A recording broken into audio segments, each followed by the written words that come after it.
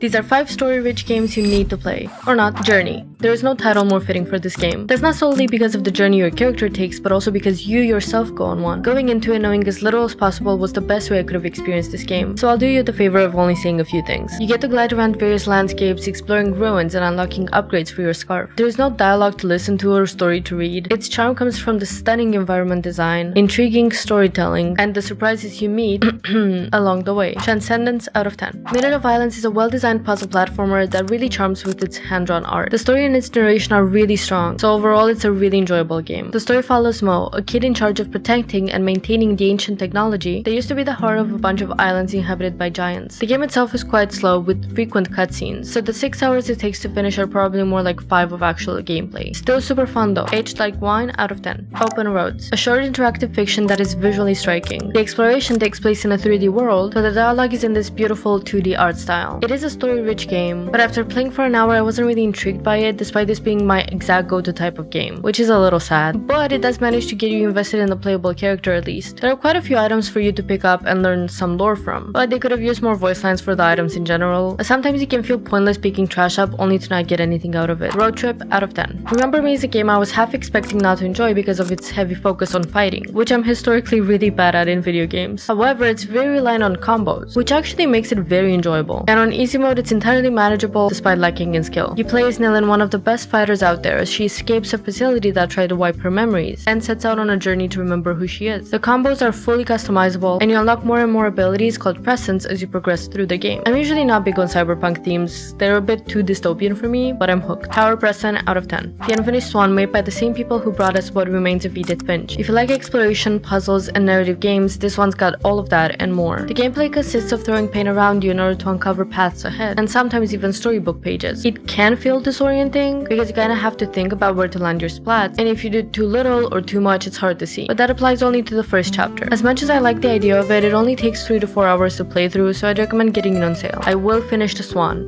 out of 10. I'm Rox and I've been playing a new game every day to figure out which ones are worth investing more time in. In the next video, we're gonna take a look at 5 2D games.